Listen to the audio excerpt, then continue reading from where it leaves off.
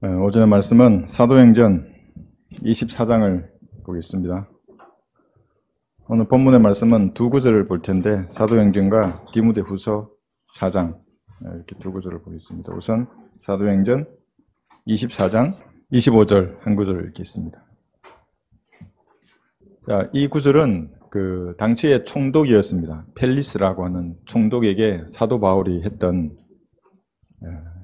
설교의 일부분입니다. 사도행전 24장 25절. 바울이 설교하는 내용에 보면 우리가 말하는 은혜의 복음이 아주 압축되어서 들어가 있습니다. 다 찾으셨죠? 제가 읽겠습니다. 지금 펠리스는 구원받지 않는 죄인입니다. 그러니까 구원을 아직은 받지 않은 죄인에게 바울이 하는 말입니다. 바울이 의와 그럽니다. 의. 절제와 다가올 심판에 관하여 설명하자. 이제 설명하는 겁니다. 어떻게 설명했겠습니까? 이 의라는 것은 갈보리 십자가 위에서 흘리신 하나님의 피로 인간의 모든 죄가 용서되었다. 펠릭스 각하, 당신의 죄도 용서되었습니다. 이 사실을 믿으면 예수님의 완벽한 의가 펠릭스에게 전가되는 겁니다. 의화 그럽니다. 인간은 다 불의한데 어떻게 그런 의가 전가되는가? 그것이 하나님의 피의 능력입니다. 그래서 그 의를 설명한 겁니다, 바울이. 그러니까 그 의를 믿었으면 이제 절제하는 삶을 살아야 한다. 그 절제와. 왜냐하면 그리스도의 심판석이 있기 때문에 여기 심판에 관하여 설명한 겁니다. 그런데 펠릭스는 그 말을 듣고 두려워하여 대답하기를 이제 그만 가라. 너무 아픈 겁니다, 양심이. 그만 가라. 적절한 때가 오면 내가 너를 부르리라고 하더라. 거부하는 것도 아니고 영접하는 것도 아닙니다. 근데 갔다가 다음에 와라. 한 번 더 들어보겠다. 이제 이런 말이었죠.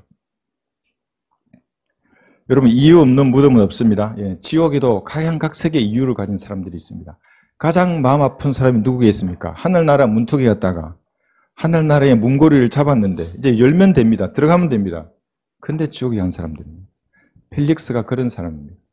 이방인의 사도인데 사도 바울이. 바울에게 들었으면 하늘나라에 들어갔을 겁니다. 그런데 구원받지 못했습니다.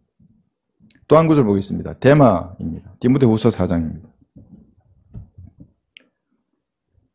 디모데후서 4장 10절에는 구원받았습니다. 이제 데마는.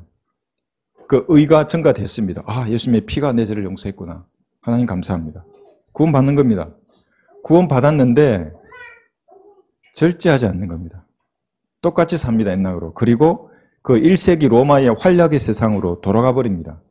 지금 같으면 서울의 방거리로 나가는 겁니다. 구원받았는데 보십시오. 데마는 이 현 세상을 사랑하여, 현 세상은 성경에서 항상 악한 세상이라고 말합니다. 나를 버리고 데살로니가로 갔고 크레스케는 갈라디아로, 디도는 달마티아로 갔으며, 바울이 감옥에 들어가는 것을 보고 이제 겁먹고 가버리는 겁니다. 세상으로. 다 잊어버리는 겁니다. 그래서 오늘 이 두 부류의 사람에 대해서 설교할 텐데 펠릭스를 집중적으로 설교하고 데마는 마지막에 조금만 제가 설교하겠습니다. 제목은 두 가지 어리석은 죄인입니다. 두 가지 어리석은 죄인. 하나님의 시선으로 인류를 바라보면 두 가지 그룹으로 나누어집니다. 첫째가 어떤 사람인가? 구원받지 않는 죄인들입니다. 사람은 다 죄인입니다. 그런데 첫 번째 그룹은 구원받지 않는 죄인들. 두 번째 그룹은 어떤 사람인가? 구원받은 죄인들입니다. 둘 다 죄인이죠. 그런데 한 사람은 하늘나라로 갑니다. 그리고 이 땅에 다시 내려올 겁니다. 한 사람은 지옥으로 갑니다. 이런 명확한 구분이 하나님의 시선에 의하면 있습니다. 그런데 세상 사람들의 시선은 어떻겠습니까? 다양한 스펙트럼이 있습니다. 어떤 사람들은 많이 가졌거나 가지지 못했거나 이걸로 구분합니다. 또 어떤 사람들은 권력으로 구분합니다. 아, 저 사람 몇 급이야? 5급이야? 상급이야? 그런 급수로 구분합니다. 그렇죠? 또 어떤 사람은 잘생긴 사람, 못생긴 사람으로 나누기도 합니다. 다양하게 나눕니다. 또 어떤 분들은 우리나라에서 가장 강한 결속력을 가진 전라도 향후에 이가 있습니다. 해병대가 있습니다. 전라도인가 아닌가, 해병도인가 아닌가. 그뿐이겠습니까? 학연이나 지연이나 다양한 것으로 사람들은 나눕니다. 좀 편협하죠. 인간다운 발상입니다. 그런데 하나님은 제가 용서받은 죄인인가, 제가 용서받지 않은 죄인인가 이렇게 나누는 것입니다. 그리스도인들은 어떻게 사람들을 보면서 나누는가? 구원받았는가? 구원받지 않았는가로 나누어서 봅니다. 여러분, 제가 만난 여러 목사님들 계십니다. 그 중에 구원받지 않은 목사들이 다수입니다. 제가 깜짝 놀랍니다. 그럴 때마다. 다 다른 복음을 알고 계신 겁니다.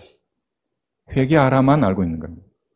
회개했으면 갈보리를 쳐다보면 구원을 받을 텐데, 그것이 은혜의 복음인데 예수님이 이 땅에 오셨던 그 초림 때의 그 복음만 알고 있는 것입니다. 여러분, 누군가가 여러분에게 최신형 자가용 키를 주면 여러분 받지 않겠습니까? 네, 바로 받죠. 좋은 시계를 주면 여러분 받지 않겠습니까? 아, 받죠. 주는데 선물인데 뭐 감사한 마음을 가지고 받아야죠. 그죠? 네, 우리 청년들은 노트북 최신형 주면 안 받겠습니까? 공짜인데 선물로 준다면 받아야죠. 그 사람의 마음을 생각해서. 그렇지 않습니까? 그런데 영원한 생명은 사람들이 받지 않습니다.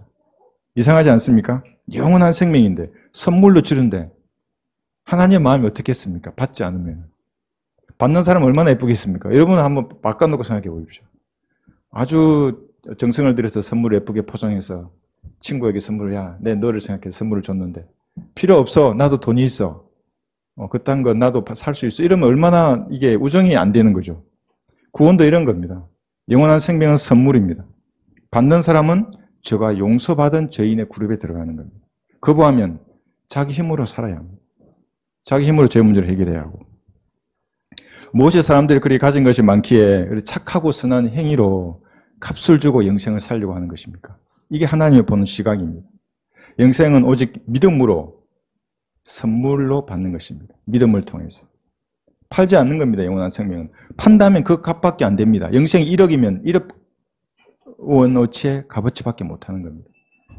영원한 생명은 값으로 매길 수 없기 때문에 하나님이 선물로 주시는 겁니다. 자신의 피로, 자신의 찢겨진 몸으로 그 값을 지불하고, 그러니까 하나님의 값입니다. 그 영원한 생명이라는 것은. 여러분, 하나님은 어떻게 우리 특정할 수 있겠습니까?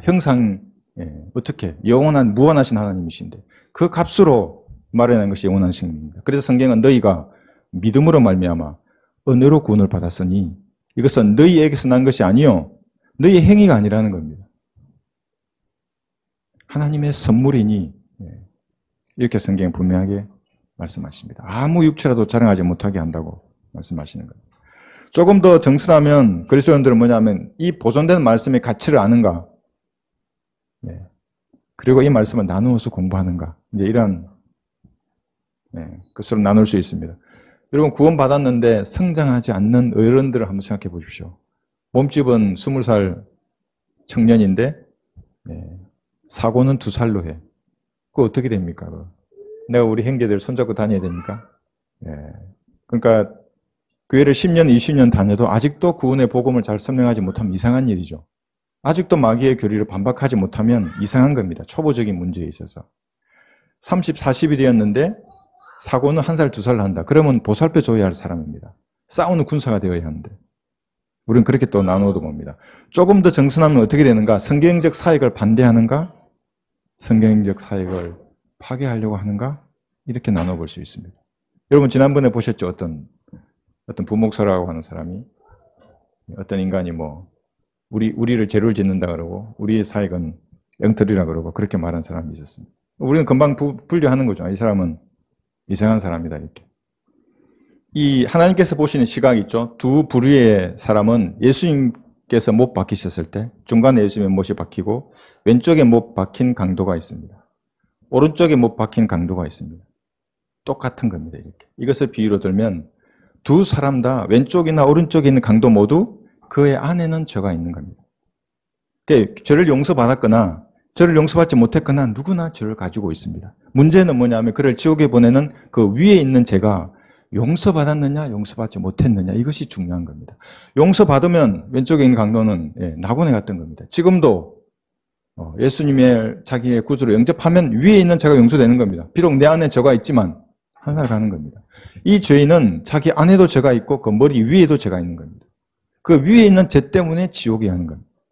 이것이 요한복음 3장 36절입니다. 아들을 믿는 자는 영생을 가졌고 그 아들을 믿지 않는 자는 생명을 보지 못하고 오히려 하나님의 진노가 그 사람 위에 머물러 있느니라. 그러니까 이 사람은 하나님의 진노가 머리 위에 머물러 있는 사람입니다. 이 왼쪽에 있는 사람은 하나님의 사랑이 머리 위에 머물러 있습니다.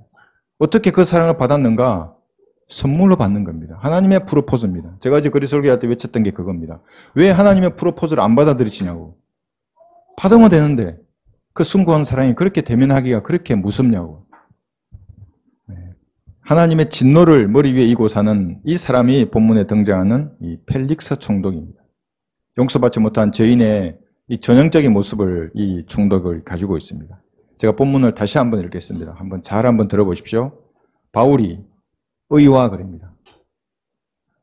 의입니다. 영적으로 도덕적으로 완벽한 의입니다. 완벽한 사람. 예수님 외에는 없습니다. 십자가의 피를 믿어야만 이 의를 증가받는 겁니다. 거부하면 자기 의로 하나님 앞에 대어야 됩니다. 자기가 얼마나 하나님 보시기에 거룩하겠습니까? 이 의와 절제와 다가올 심판에 관하여 설명하자 펠릭스가 두려워하여 대답하기를 이제 그만 가라. 적절한 때가 오면 내가 너를 부르리라고 하더라. 이 근본적인 문제가 뭐겠습니까? 이 펠릭스. 구원받은 죄인의 근본적인 문제와 같습니다. 왜 구원을 받지 못하는 것입니까? 복음을 들으면 불편한 마음을 벗어나려고 하는 겁니다.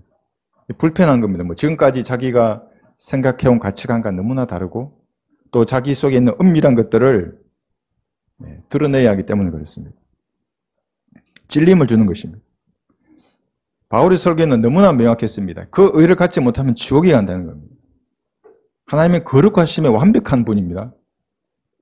100이 있는데 99가 아닙니다. 하나님 완벽한 의를 가지신 분이기 때문에 그 완벽한 의가 아니면 50이나 70이나 80이나 열심히 노력하다가 한 가지 죄를 범하면 모두를 범한 것과 똑같다고 말하는 거예요. 너무나 분명한 설교, 강력한 설교 앞에 이 총독은 마음이 너무나 불편했습니다. 자신의 안녕과 번영, 지금까지의 그 가치관이 송두리째 날려버리는 그런 설교였습니다. 그래서 이 죄인들은 성경적 설교를 두려워하는 것입니다. 여러분, 그래서 제가 설교를 한번 보십시오. 문신을 한 건장한 청년들도 제가 설교하면 저 째려보고 저를 때리듯이 오다가 10m 앞에 오면 다 도망갑니다. 진짜 그랬습니다, 지금까지. 저는 맞을 각오로 좀 상을 좀 많이 받을 입장에 눈을 쳐다보고 설교를 외치면 다 가버리는 겁니다. 설교 끝나면 제가 찾아가서 얘기합니다. 읽어보시라고. 이거.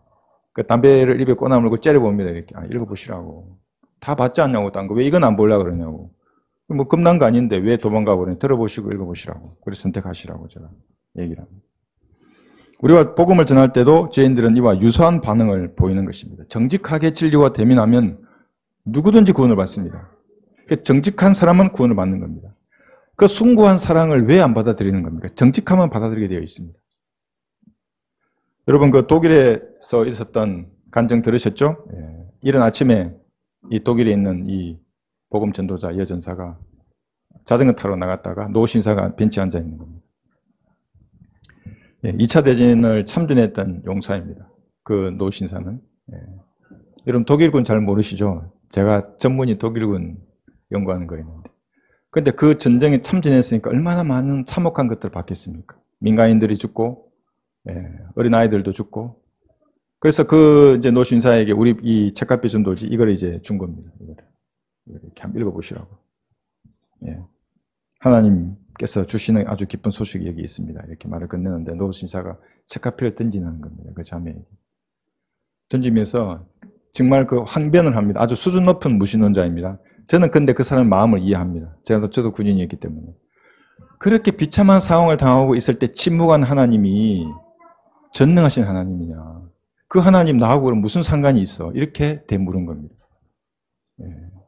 물론 그 전쟁의 원흉은 히틀러는 독일 국민이 투표로 뽑은 겁니다. 나치당을. 자기들 뽑은 겁니다. 유대인들은 자기들이 구주를 십자가에 못 박았던 거고 다 자기 죄를 받았던 거죠. 그러나 그렇게 항변을 했던 겁니다. 그런데 한번 보십시오. 여러분, 답변을 이 자매는 정말 어떤 신학자, 어떤 목사가 할 수 없는 답변을 합니다. 하나님이 침묵한 것이 아니라 지난 85년 동안 당신의 마음을 두드리신 분이 하나님이셨다고. 당신이 침묵했다고 그 두드리시면. 그게 똑똑똑이면 똑똑똑이 우리 전도진은. 그렇게 마음을 두드리는데 화평을 주고 평안을 준다고 두드리는데도 인간들은 그걸 거부하고 히틀러를 선택한 거고 하나님의 부르심에 당신이 침묵했다고. 이제 육신의 장막을 벗으면 전능하신 하나님 앞에 당신이 왜 침묵했는지를 답변하라고. 와, 저는 소름이 돋았습니다. 그 말에. 여러분도 많이 은혜 받으셨죠? 바로 이렇게 전하는 것입니다. 그래도 그 노 신사는 하나님의 사랑을 받은 사람입니다. 전쟁의 그 참혹한 기간에 다 살아남고 그 새벽에 앉아서 생각이 잠겼다가 이 전도지를 들고 갔습니다. 여러분 어떻게 되겠습니까? 모르겠습니다. 저는. 그런 정도의 생각이 있는 사람이면 예수님을 아마 영접할 것입니다. 백보자 심판에서 들어야 할 그 말을 살아서 듣는 겁니다. 그럼 백보자 심판에서는 하나님의 죄인하고 논쟁합니다. 그런데 성경에는 이미 이길 것을 예언하고 있습니다. 아무한테도 지지 않습니다. 하나님께서는. 벌써 들은 겁니다. 네가 침묵했다고. 계속 너의 마음을 두드렸고 평화의 길로 인도하지만 인간들이 다 거부하는 겁니다. 초림 때도 십자가에 못 박아 죽겠고 교회 시대에도 성령님께서 마음을 두드렸는데 인간들은 거부하는 겁니다. 십자가에 못 박겠다고? 그게 나하고 무슨 상관이야? 이제 조금 있으면 상관이 있어집니다. 지옥에 떨어지면 이제 그때서야 알게 되는 겁니다.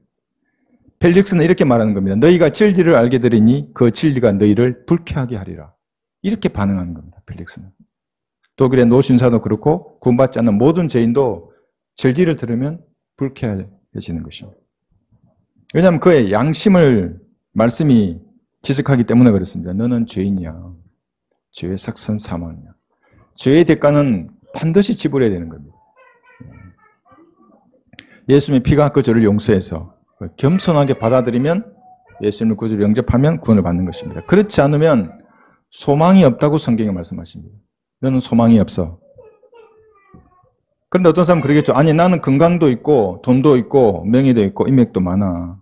왜 내가 소망이 없어? 사업은 이렇게 잘 번창하는데. 그러나 그 사람은 자기 죄 가운데 살다가 자기 죄 가운데 죽는 것입니다. 그리고 죄인이 가는 곳에 갈 것이기 때문에 소망이 없는 겁니다.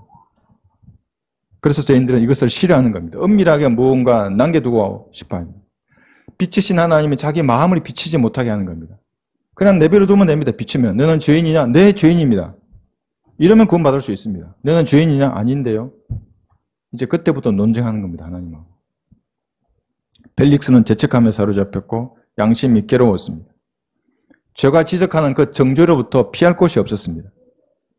총독이 누리던 그 사치와 쾌락과 그러한 것들도 죄가 주는 억압으로부터 벗어나지를 못했습니다. 그러니까 좀 고집 부리지 말고 받아들이면 되는데 왜 그렇게 인간들은 고집 부릴까요? 그래서 지옥은 고집쟁이들을 모아놓은 곳입니다. 끝까지 거부하다가 가는 것입니다. 이런 죄인들이 누구인지를 진리를 대하는 반응을 보면 바로 알 수 있습니다.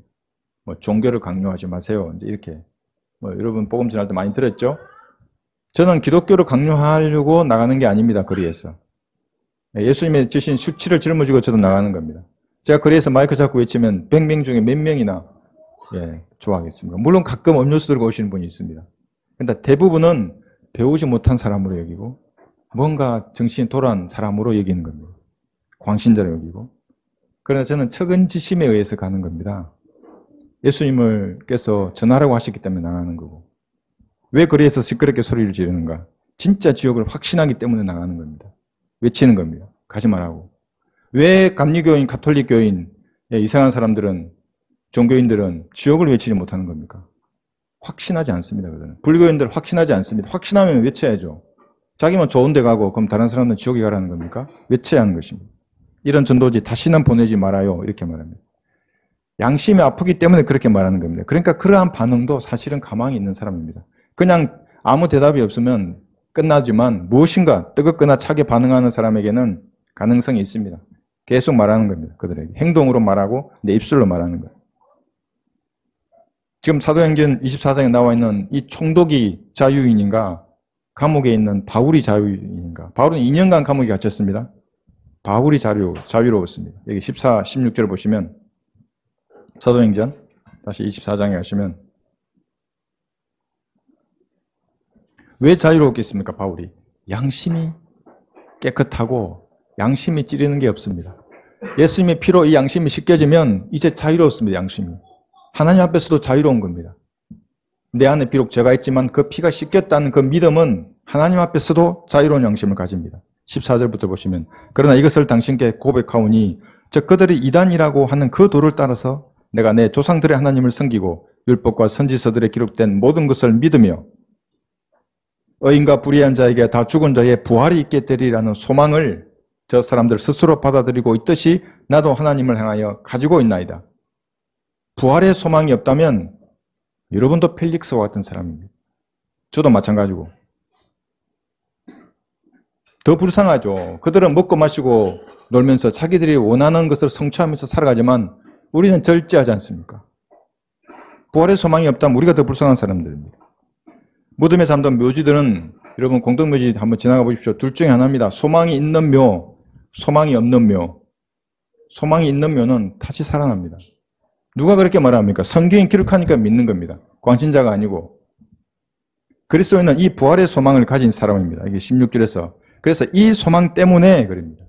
부활의 소망이 있기 때문에 나 자신도 하나님과 사람 앞에 항상 거리낌이 없는 양심을 지니려고 힘쓰나이다. 힘써야 됩니다. 여러분의 양심에 거리낌이 없도록. 거리끼는 죄가 여러분의 양심을 장악하지 못하게 해야 하는 겁니다. 하루나 이틀을 지나가지 않도록 버려야 합니다. 해가 지기 전에 다 버려야 합니다. 양심에 있는 죄들은. 힘써야 합니다. 힘쓰라고 하지 않습니까? 힘쓰지 않으면 여러분의 양심은 이제 시간이 지나면 쓰레기통이 됩니다. 진짜 쓰레기를 막 버립니다. 그러면 그것만 버리겠습니까? 죄가 거기서부터 시작이 되는 겁니다. 말씀에 물로 씻고 기도하면서 죄를 자백하고 하나님 앞에 거리낌 없는 그런 양심을 가져야 합니다. 그렇지 않으면 펠릭스와 같은 삶을 살게 됩니다. 어리석은 죄인 펠릭스. 펠릭스는 설교를 통해 책망받을 때에 그 받은 책망을 잊기 위해서 세상으로 가버립니다. 설교가 뭡니까? 자르고 부수고 깨는 겁니다. 설교는. 제가 설교를 했는데 여러분이 아무 마음도 안 들어. 그냥 웃다가 나갔습니다. 그럼 저는 설교 잘못한 겁니다. 무엇인가 상처를 입고 자르지고 깨져야 됩니다. 바르게 하나님의 말씀으로. 근데 펠릭스는 그런 설교를 듣고 뛰쳐나가 버리는 겁니다. 인문학 강의를 했으면 잘 들었겠죠. 펠릭스가. 자기가 지적으로 알고 하나님 앞에 뭔가 대단한 사람으로 자기를 높여주는 얘기를 했다면 아마 듣고 바울을 칭찬했을지도 모릅니다. 이 설교는, 성경적인 설교는 얼마나 강력하기에 몸과 혼을 찔러 가르기도 합니다. 혼과 몸을 쪼개어 분리시키는 날쌘 검입니다. 이 검을 가지고 있는 사람들이 그래서 영적인 전사라고 하는 겁니다. 깨고 부수는 망치와 같은 것입니다. 칼과 망치와 같은 이 말씀을 처음부터 드러내지 않습니다. 가지고 있다가 때가 되면 하나님과 화해시키도록 하는 겁니다. 망치와 같은 말씀을 부수는 겁니다. 하나님과 그 사람 사이에 가로막힌 불신이 있거나 저가 있으면 이 말씀으로 부수는 겁니다. 불순물이 있으면 말씀을 칼로 자르는 겁니다. 그래서 죄인이 이런 말씀을 듣고 정직하게 반응하면 누구나 구원을 얻고 백슬라이딩, 타락했던 사람도 하나님 앞에 바로 설 수 있습니다. 구원받은 성도는 말씀을 듣고 정직하게 죄를 자백하여 버리고 하나님께 밀착하면 뭐가 먼저 생기는 줄 아십니까? 감사와 찬양이 입에서 나옵니다. 아까와 같던 그런 찬양 앞에 마음으로 내 생각을 가사에 실어서 하나님께 드리는 겁니다.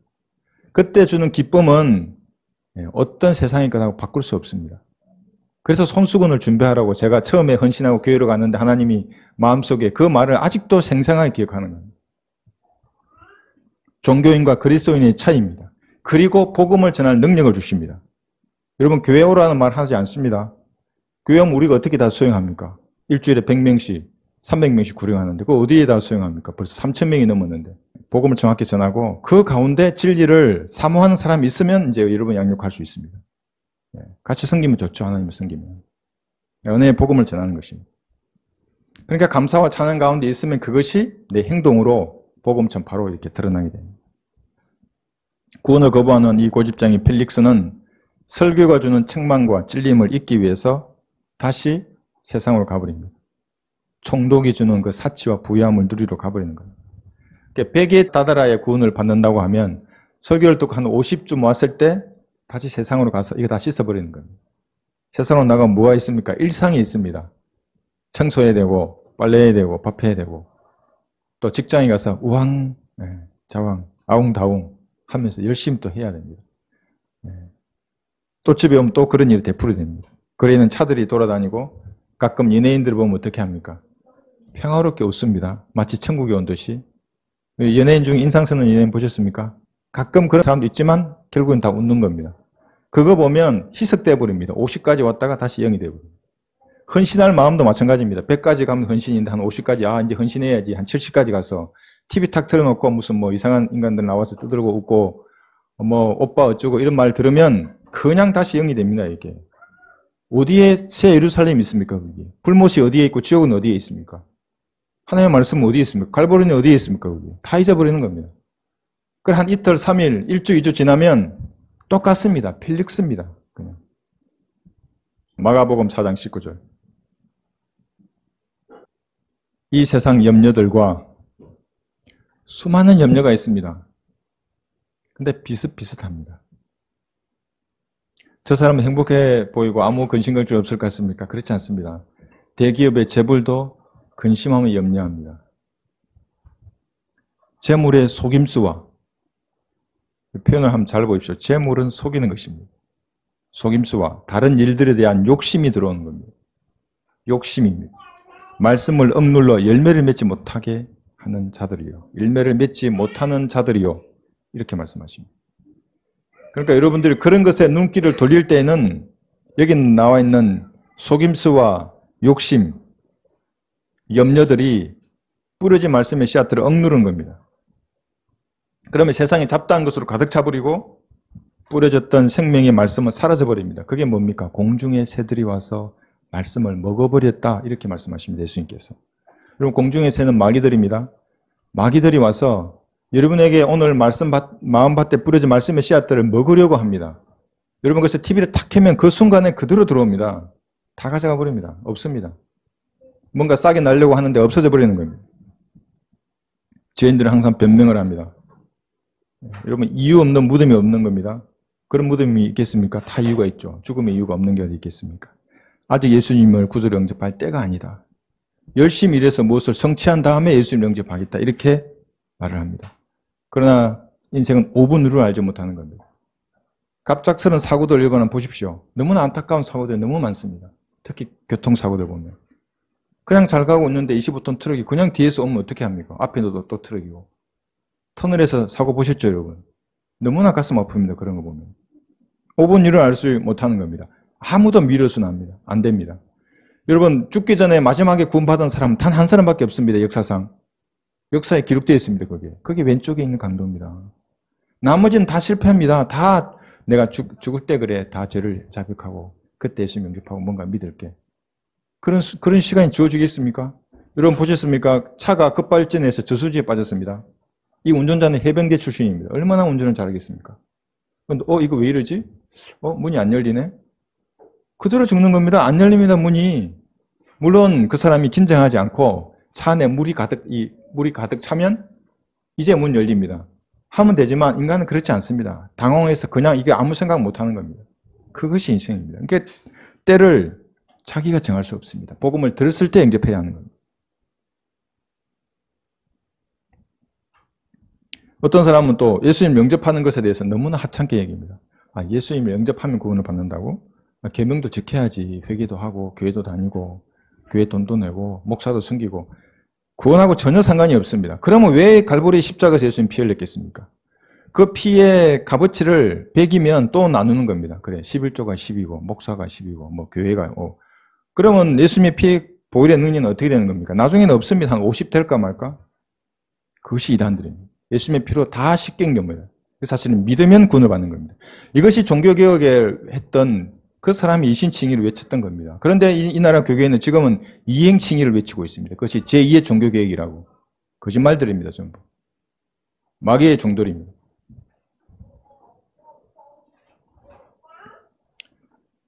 그리스도인도 마찬가지입니다. 헌신할 기회는 항상 열려 있습니다.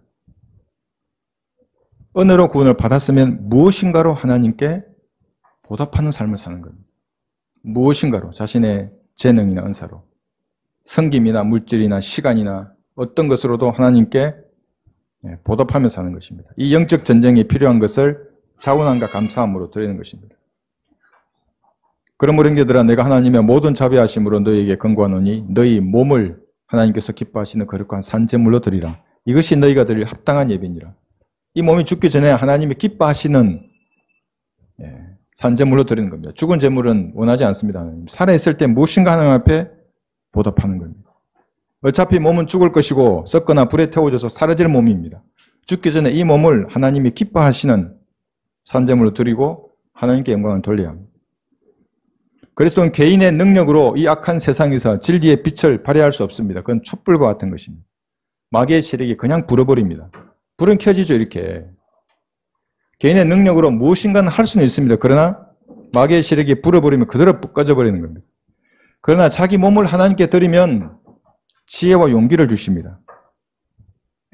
이 영적인 전장에서 마귀의 세력을 타격할 수 있는 무엇인가 힘을 주십니다. 왜냐하면 저건 보이지 않기 때문에 보이지 않는 하나님이 주시는 능력으로 이걸 타격할 수 있는 겁니다. 세상 전투와는 좀 다른 것입니다. 그렇지 못하면 허공을 치는 겁니다. 그러므로 내가 그처럼 달리되 불확실하게 하지 아니하며 또 내가 그처럼 싸우되 허공을 치는 것 같지 아니하노라. 고린도전서 9장 26절입니다. 허공을 치는 겁니다. 불확실하게 싸우는 거고 하나님 주신 지혜와 용기로 싸워야 하는 겁니다. 그렇지 않으면 전부 헛방입니다. 그게. 여러분 군대 지휘관들 있습니다. 예, 적들이 사방에서 달려듭니다. 이제는 가장 약한 곳으로 침투하려고 할 것입니다. 제일 먼저 무엇을 하는 줄 아십니까? 지도에 자기 위치를 좌표로 탁 찍을 줄 알아야 됩니다. 10m 오차로. 아, 내가 여기에 있구나. 여러분도 하나님과 여러분 사이에 여러분의 위치 어디에 있는지 알아야 합니다. 하나님은 창조주이시고 나는 흙으로 지음받은 피조물이구나 아셔야 합니다. 정확하게. 내가 육신의 장막을 벗으면 이제 하나님이 나를 마음대로 좌지우지 하시는구나 아셔야 합니다. 육신에 있을 때는 내가 마음대로 하죠. 하나님을 걷어차기도 하고. 그러나 벗으면 하나님 나를 마음대로 하시는 겁니다. 그 다음에 뭐합니까? 달려드는 적의 위치를 정확하게 좌표로 찍어야 합니다. 10m 오차로. 근데 자기 위치도 몰라서 이게 영원히 살 것처럼 세상을 산다거나 마귀가 어디 있는지 뭐 어떻게 역사하는지도 모르고 적의 위치도 모르는 상태에서 포병 하력을 요청해. 그럼 그 하력이 어디에 떨어집니까? 아군에게 떨어지는 겁니다. 자기에게 떨어지는 거고. 그러면 앞에 있는 부대는 어떻게 됩니까? 몰살당합니다. 소총만으로 싸우는 부대는 몰살당하는 겁니다. 적은 빛의 천사입니다. 너무나 그럴듯하게 접근하는 겁니다. 그래서 성경을 딱 보고 적의 위치를 정확히 알고 기도로 파괴해야 됩니다. 자기 위치도 정확히 알아야 되고. 방어는 항상 공격을 위해서 준비하는 겁니다. 방어 작전을 한다. 공격하는 적을 경멸하기 위해서 이제 내가 준비하는 겁니다. 근데 이 준비는 내가 적을 타격하기 위해서 준비하는 작전입니다. 준비가 되면 마귀의 세력에게 무엇인가는 던지는 겁니다. 전도지를 전하고 번역하고 복음을 전해서 사람의 혼을 살리는 겁니다. 그래서 방어 작전할 때는 먹고 휴식을 취하면서 충전을 해야 합니다. 적을 기도로서 이겨내고 내가 힘이 이제 어느 정도 충만해지면 박차고 나가서 공격하는 것입니다. 그래서 공격과 방어, 내가 휴식을 취하고 싸우고 하는 이것이 자유자재로 변화할 줄 아는 군인이 잘 싸우는 군인입니다. 공격만 계속하면 어떻게 살겠습니까? 이 연약한 육신이 쓰러집니다. 그래서 어떨 때는 휴식을 취하고 방어할 줄도 알아야 됩니다. 그래서 먼저 앉고 그 다음 일어선다 하지 않습니까? 5초만 니가. 물론 이단적인 교류도 많이 있지만 좌행 그럽니다. 먼저 앉고 그 다음에 일어서는 겁니다. 먼저 방어하고 내가 힘이 차면 마귀의 세력이 공격을 하는 것입니다. 공격만 계속 하다가는 전투력이 소진됩니다. 역습당해서 내가 지는 겁니다. 앞만 보고 가다가는 내가 지는 겁니다. 때에 따라서는 정지해서 살펴볼 줄도 알아야 합니다. 그래서 마귀가 정확한 세상 제도는 하나님의 말씀을 그래서 듣지 못하게 하는 겁니다. 들으면 무엇인가 역사가 일어납니다. 여러분에게.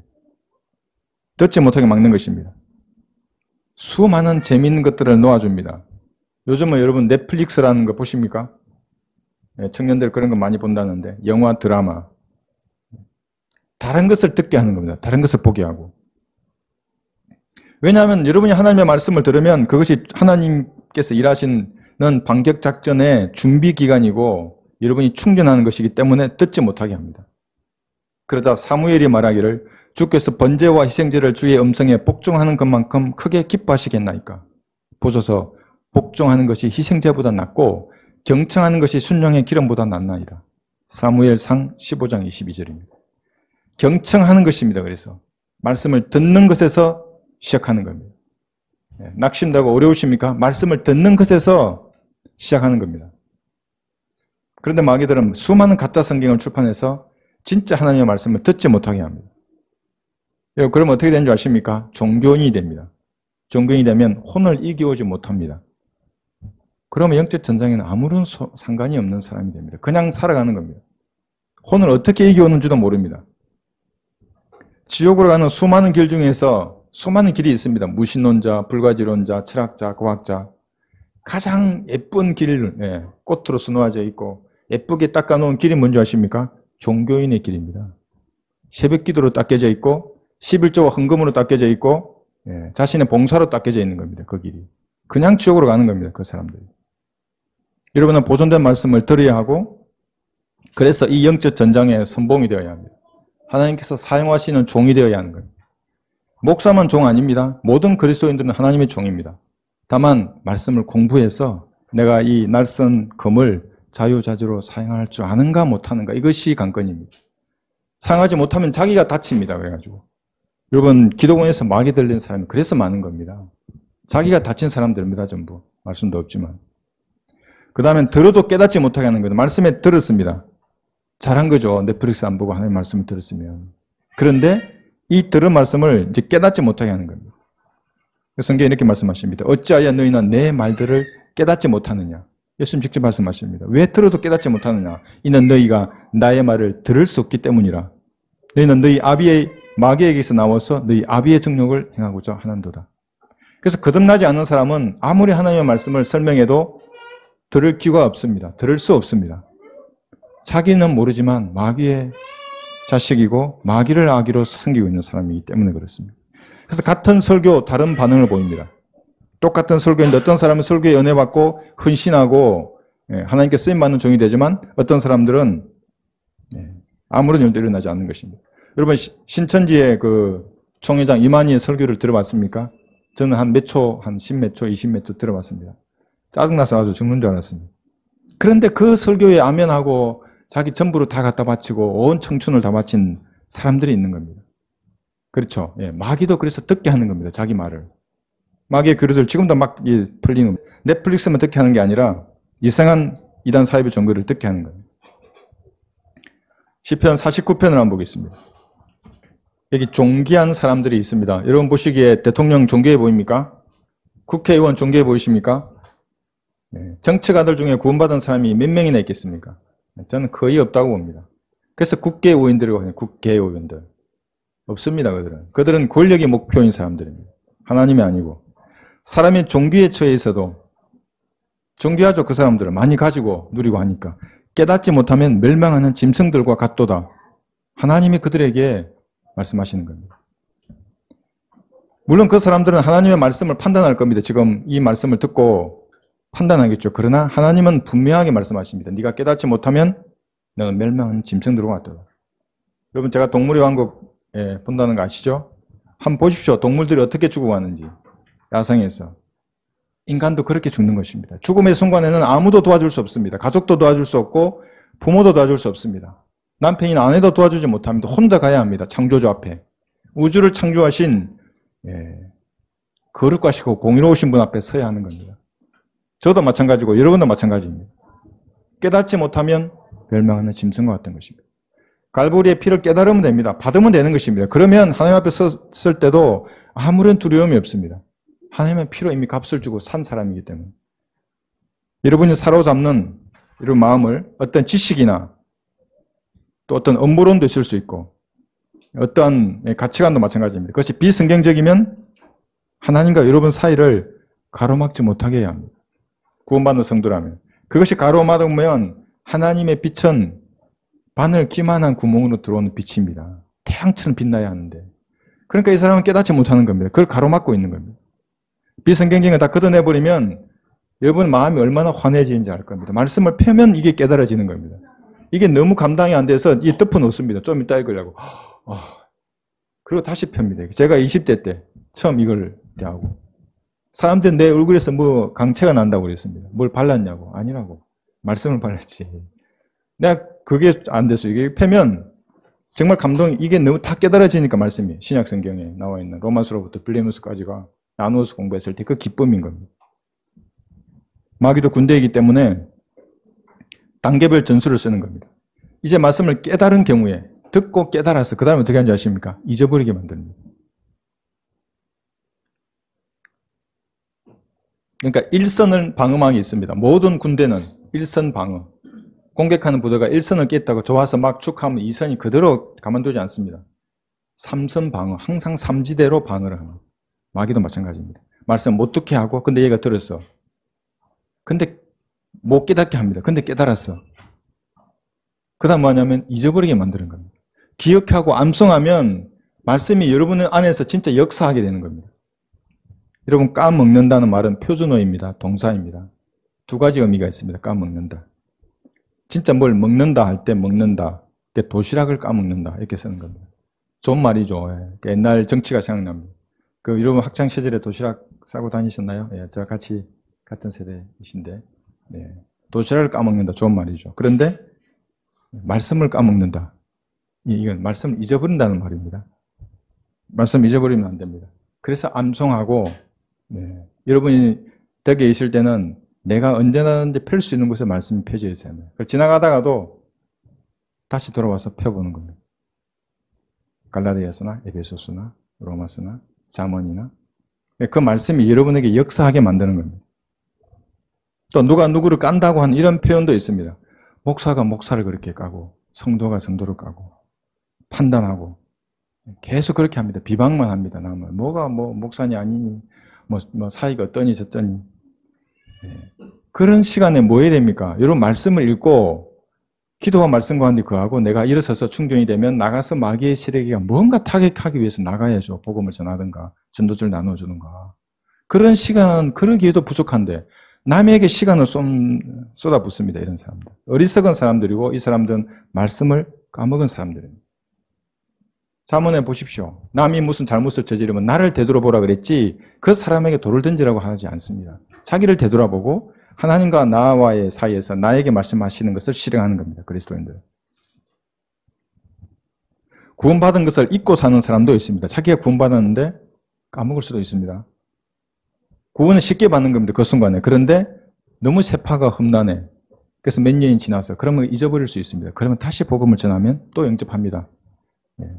그러면 어떻게 하겠습니까? 이제 영접했으면 그 사람 마음속에 결코 빠지지 않는 못을 받게 하는 거예요.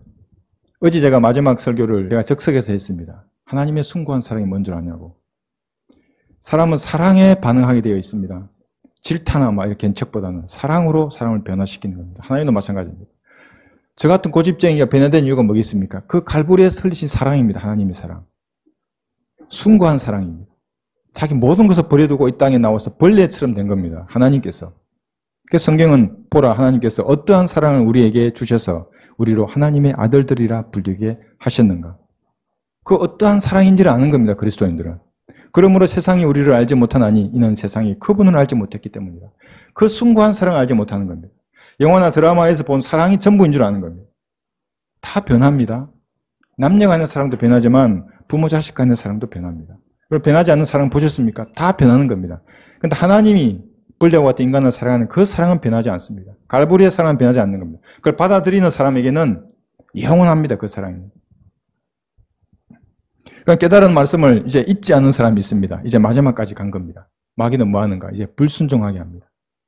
다 왔는데 마지막 이제 순종하면 뭔가 일어납니다. 이 세상 사람들이 감당하지 못하는 믿음의 사람이 되는데 마지막에 불순종하게 만들어버립니다. 죄인의 경우에는 듣고 깨달았으면 순종한다는 것은 복음에 순종하는 겁니다. 같이 기도하는 겁니다. 그 사람은 복음에 순종하는 겁니다. 그러면 영원한 승리자입니다. 아무것도 아닌데 영접하는 이 뭐가 한 30초인데 좀 길면 어떨 때는 10초일 수도 있고 영원한 승리자가 되는 것입니다. 그런 경우 이제 그렇게 가슴팍에 하나님의 숭고한 사랑의 못이 박혀 있으면 이 땅에서 휴거 전에 하나님께서 하시는 마지막 반격 작전에 쓰임받는 성도가 됩니다. 지각 변동을 일으킵니다. 이 악한 세상에, 마귀들 장악한 이 세상에. 왜 우리 순종이 그러한 영향력을 발휘하는가? 마귀의 방어 진진도 1차 진지, 2차, 3차 진지까지 있다고 했지 않습니까? 우리의 힘으로는 얘 도달하지도 못합니다. 진지가 무엇인지도 모릅니다. 그러나 하나님께서 나 안에 역사하면 정확히 보입니다. 그것이.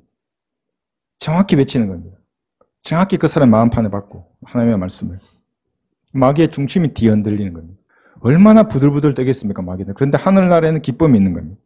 근데 불순종하면 아무 일도 일어나지 않습니다. 여러분, 군인은 다른 직종과 다릅니다. 위험을 감수하고서라도 자기의 임무를 수행해야 합니다. 그렇지 않으면 어떻게 됩니까? 손해배상 당하는 게 아니라 형사소송법, 군 형사법에 기소가 됩니다. 총알이 날라와 저기서 야 공격해. 총알이 날라오는데요. 그런 군인 여러분 보셨습니까? 즉각 군사재판을 해도 됩니다. 그런 군인. 저기 막 탱크들이 몰려와. 야, 너 일중대장 저기 가서 막아. 탱크인데요? 막으라고.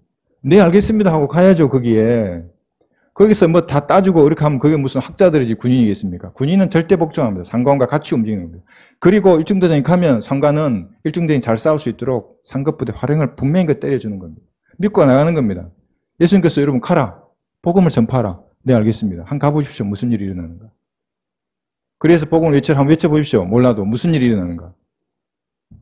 대신 성경적 복음을 외쳐야 합니다. 가서 또 회개하라. 천국에 가까운 이렇게 하시면 안 됩니다. 예수님의 피로 여러분 죄들이 용서되었다고. 믿으시면 구원을 받는다고. 이 말씀을 전하는 겁니다.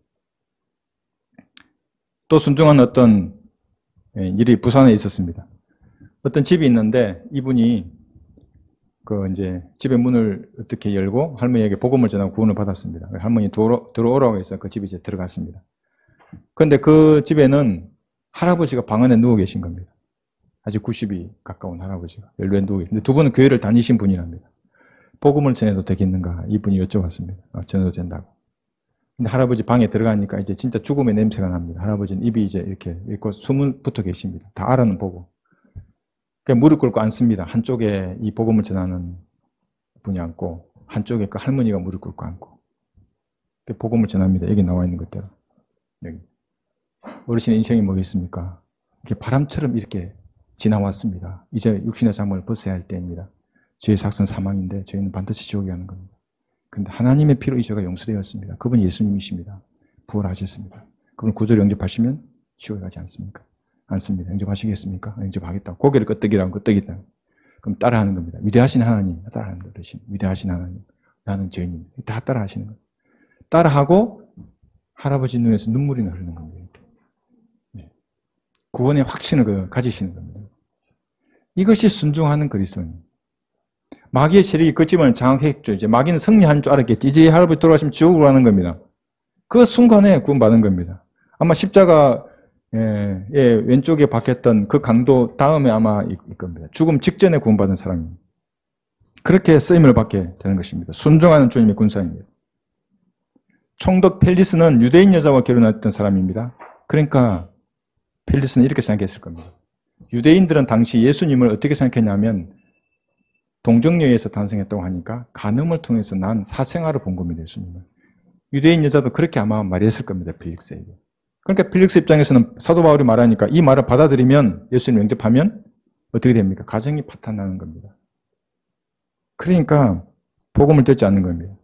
진리를 믿는 데 따른 대가를 생각하고는 현실적인 문제 앞에서 진리를 포기해버립니다. 여러분도 그런 경우 있습니까? 예수님을 영접하면 지금 사귀는 친구들과 헤어져야 하고 사회적인 지위나 평판도 유지하기 어려울 거야 이런 생각이 들 수가 있습니다. 그런 것들은 진리 앞에서는 아무런 가치를 가지지 못하는 것들입니다. 저도 그랬습니다. 제가 처음에 헌신하고 이 카카오 스토리라고 하는 데에 글을 써서 올리고 죄지옥 심판 이제 그림 막 올리고 할 그때에 다 떠나가죠. 30년간 쌓였던 인맥들이 다 떠나가고 단 한 명도 남지 않고 어떤 인간들은 잘 모르고 소고기 있는데 술 마시러 오라고 전화 왔어요. 야, 이 카카오 스토리 한번 보라고. 네가 내 말을 10분만 들어보라고. 그럼 진짜. 그래 복음을 쫙 전하니까 다시는 전화 안 옵니다. 다시는. 펠릭스는 이걸 생각했던 겁니다. 내가 이 마누라하고 헤어져야 될지도 모르는데 마누라는 예수님을 사생아로 여기는데 내가 구주를 영접하면 어떻게 되겠는가 이렇게 생각했던 겁니다. 구원받은 성도의 경우도 나의 몸을 하나님께 드리면 그 전에 즐기던 모든 것을 포기해야 한다고 하는 이것과 이제 딱 대면하게 되는 겁니다. 헌신한 삶이 예전의 것과 익숙하지 않고 그렇기 때문에 나는 육신으로 살겠다 이런 마음을 가질 수 있습니다. 여러분 그래서 결정하는 겁니다. 그때에. 만약 그런데 그렇게 살면 하나님하고는 평생 평행선입니다. 이렇게. 그러니까 이렇게 만나야 무슨 일이 일어나는 겁니다. 불꽃이 튀어집니다. 뭐 믿음의 행위가 나옵니다. 근데 그렇지 않고 맨날 평행선입니다. 죄짓고 자백하고 용서해 줍니다. 하나님께서는 자비로우시기 때문에. 그 다음날 또 죄짓고 또 자백하고 계속 평행선만 가는 겁니다. 그러니까 점점 가까이 가야죠, 이렇게. 10개를 했으면 9개, 8개 이렇게 줄어들어야죠. 그렇게 하나님하고 동의하는 삶을 그리스도인으로 살아야 합니다. 근데 필릭스는 가정을 선택했죠. 여러분, 양전하와 음전하가 만나야 번개가 일어나지 않습니까? 바로 그런 것입니다. 그러면 촛불이 아니라 여러분의 신앙이 번개와 같이 되는 겁니다. 두려워하지 않습니다, 이제. 죽음도 두려워하지 않고 무엇인지 아는 겁니다. 예수님이 나에게 말씀하십니다. 힘들면 말씀하십니다. 기도하라고. 근데 육신으로 싸울 수 없으니까 기도하라고. 기도하면 소망이 생기고 힘이 생긴다고. 저에게도 그러십니다. 지치고 힘들면 말씀하십니다. 기도하라고. 네 힘으로 할 수 없으니까. 그래서 저는 맨날 저는 먼저 뱉기를 듭니다. 하나님, 저는 할 수 없습니다. 너무나 힘이 없습니다. 하나님도 아십니다. 기도하라고. 네 힘으로 하는 거 아니라고. 여러분도 마찬가지입니다.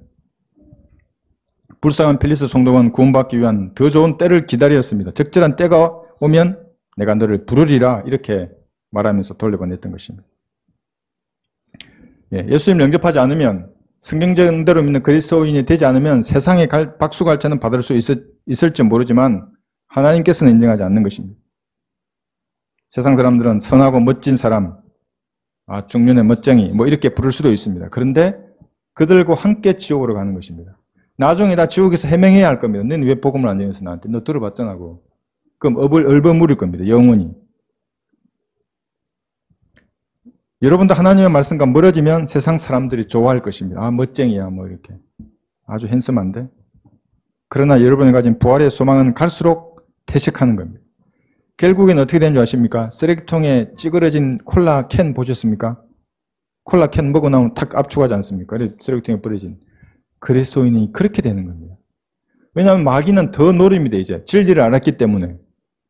세상과 계속 버텨서 살아가면 콜라 캔처럼 만들 것입니다. 그리스도인의 가장 심한 욕 제가 엊그제 들었습니다. 제가 들은 게 아니고 그분이 가르쳐 줬습니다. 이봐, 너 가톨릭 같구나. 이게 가장 심한 욕입니다.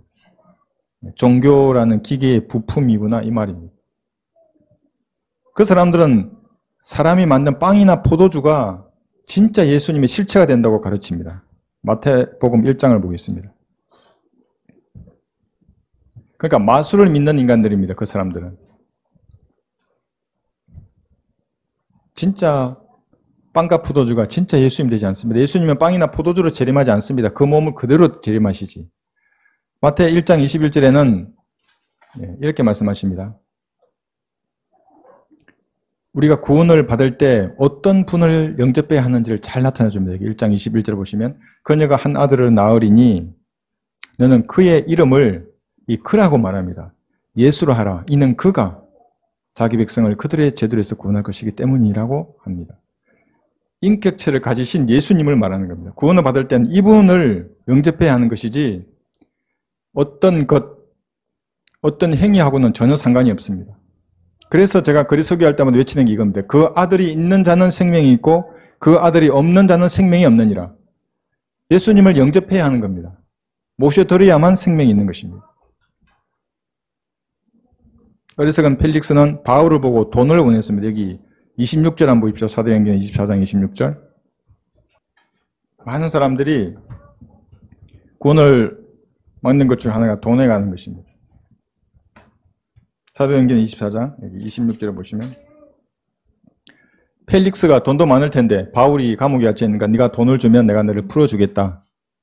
영원한 생명을 받을 생각은 하지 않고 돈을 받으려고 하는 겁니다. 사도 바울에게.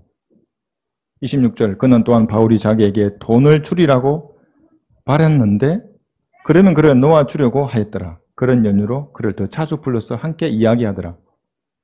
여러분 어떻게 됐겠습니까? 펠릭스가 원했던 그 돈은 펠릭스와 함께 다 사라졌습니다. 2000년이 지난 지금. 그러나 돈이 아니라 이때 영원한 생명을 원했다면 펠릭스는 지금 하늘에서 해처럼 빛나고 있을 겁니다. 근데 지금 지옥에서 마귀처럼 불타고 있습니다. 영원한 생명보다 돈을 더 원하는 사람들이 한국의 교계마다 넘치고 있습니다. 자기 사업을 하려고 교회 가는 겁니다. 인맥을 넓히려고. 인간적으로는 이해합니다. 난 이런 사업을 하고 너는 저런 사업을 하고 서로 도와주자. 돈을 벌려고 하는 목회자들이 가득 차 있습니다. 교회마다. 돈이 그들의 하나님이 됩니다. 이들이 바로 어리석은 필릭스와 같은 사람들입니다. 마태복음 7장을 한번 보겠습니다. 종교적인 환경에서 사는 사람들은 예수님에 관한 이야기를 많이 듣습니다. 7장 13, 14절에 보시면 여러분 한번 잘 보십시오. 이걸 오해하면 행위구원론자가 됩니다. 제가 잘 먼저 읽고 잠깐 설명드리겠습니다. 너희는 좁은 문으로 들어가라. 이는 멸망으로 인도하는 문은 넓고 그 길이 강대하여 그리로 들어가는 사람이 많으나 생명으로 인도하는 문은 좁고 그 길이 협소하여 그것을 찾는 자가 적음이니라. 그런데 여기서 문이 누굽니까? 문이 누굽니까? 예수님입니다. 나는 그 문이라 요한복음 10장 9절에서 말합니다. 누구든지 나를 통하여 들어가면 구원을 받을 것이며 또 들어가며 나오며 초상을 찾으리라. 문이 예수님인 겁니다. 문으로 안으로 들어가면 되는 겁니다. 영접하면 예수님 안으로 들어간 겁니다. 다시 나오지 못합니다. 이제 문을 열고 다시 돌아오지도 못합니다. 들어가면 끝난 겁니다. 그래서 한 번 받은 구원이 영원한 것입니다. 영접하면 이 문 안으로 들어간 것입니다. 그러지 못한 모든 사람은 영원한 불길 속에 그의 혼이 처음 닿는 그 순간에 그제서야 지옥의 존재를 확신하게 되는 겁니다. 이 땅에서 그렇게 외쳤는데도 땅속에 핵이 타고 있다고 과학자들도 말하지 않습니까? 그렇게 외쳤는데도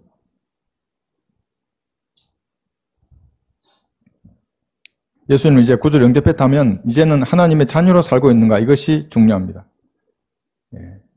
마지막으로 데마를 한번 보겠습니다. 데마가 어떤 사람입니까? 구원받았지만 바울을 버리고 떠난 사람이죠.